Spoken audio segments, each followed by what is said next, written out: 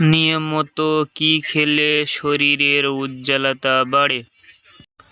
Option A aloe vera, option B ডালিম, option C কমলালেবু, option D কাঁচা হলুদ।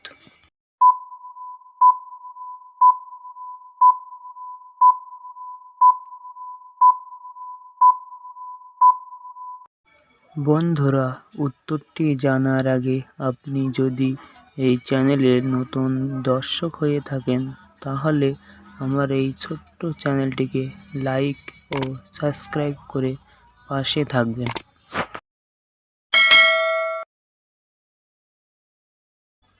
বন্ধুরা, এখানে উত্তরটি হবে অপশান ডি কাঁচা হলুদ।